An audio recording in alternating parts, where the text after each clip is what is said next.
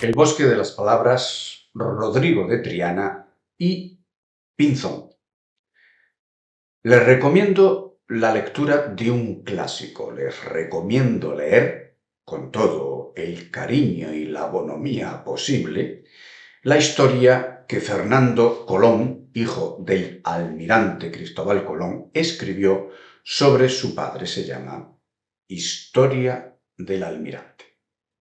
A lo que parece, unas veces al dictado de su progenitor y otras por sus propias remembranzas. Seguro que descubrirán excelentes relatos de la gesta de las Américas y si leen entre líneas algunas curiosidades que les significarán bastante el tipo de personas que concurrieron a esta gesta histórica. Yo les adelanto tres personajes: el propio Colón, Rodrigo de Triana y uno de los hermanos Pinzón. Por algunas de las cosas que vamos a leer, podrán ustedes situar psicológicamente y moralmente a estos personajes. Ya saben que Rodrigo de Triana fue aquel que dio la voz de avistar tierra y que Martín Alonso Pinzón capitaneaba la Carabela Pinta y que Colón comandaba a ambos porque era el almirante jefe de la expedición. A lo que voy. En la historia que escribe su hijo, no es Rodrigo de Triana el primero que ve tierra, es el propio Colón.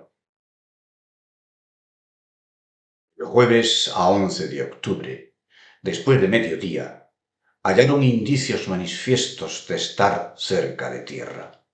Los de la capitana vieron pasar junto a ella un junco verde. Los de la Pinta vieron una caña, una tablilla y una mancha de yerba de ribera. Los de la Niña vieron un ramo de espino. Colón tenía muy cierta esperanza de que aquella noche había de descubrirse tierra. Les pidió hiciese cada uno guardia, porque además de la merced de 30 escudos de renta, al que primero viese tierra, le daría un jubón de terciopelo. Dicho esto, estando después el almirante en el castillo de popa, 2 horas antes de la medianoche, vio una luz en tierra. No se atrevía a afirmar que fuese en tierra. Llamó a Pedro Gutiérrez y le respondió que sí. Y luego llamaron a Rodrigo Sánchez de Segovia, pero no pudo verla. 2 horas después de la medianoche, la Pinta hizo señal de tierra, la cual vio el primero Rodrigo de Triana, marinero. Pero no se le concedió la merced de los 30 escudos, sino al almirante, que vio primero la luz en las tinieblas de la noche, denotando la luz espiritual que se introducía por él en aquellas tinieblas. Total, que el marinero se quedó sin escudos y sin jubón, porque su almirante, egoísta, reclamó el derecho de la compensación que él mismo había puesto para mantener a sus marineros con el interés en la travesía, porque recordamos que venían casi de un motín. Egoísmo, codicia, derecho, así nos fue en aquella aventura. Por cierto, esa primera tierra era la isla de Lucayos, ahora Bahamas. Pero hay otro hecho que me llamó la atención en mi lectura de esta historia, que el navío de Pinzón se retiró del de Colón y que luego se volvieron a encontrar. En la historia no se manifiesta, pero leyendo entre líneas parece que se habían disgustado por estar en desacuerdo sobre las rutas a seguir. ¿Dónde estuvo Pinzón en todo este tiempo? Veamos. Porque no le dejaban navegar los vientos contrarios, se vio precisado a volver a la Isabela, que los indios llaman Saometo, siendo avisado en este viaje Martín Alonso Pinzón por algunos indios que llevaba en su carabela de que en la isla de Bochio, así llaman a la española, había mucho oro. Se alejó codiciosamente del almirante a 21 de octubre, con que el almirante se quedó con 2 navíos. Le fue conveniente volverse a Cuba.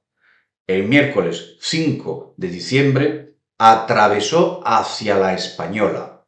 Viendo que esta isla Bochio era muy grande y la tierra y árboles semejantes a los de España, el domingo 9 de diciembre la llamó Española.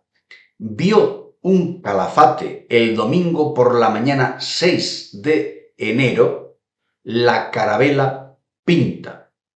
Martín Alonso Pinzón entró en la carabela del almirante y se puso a fingir ciertos motivos y a disculparse de haberse apartado de él, diciéndole que esto había sido contra su voluntad.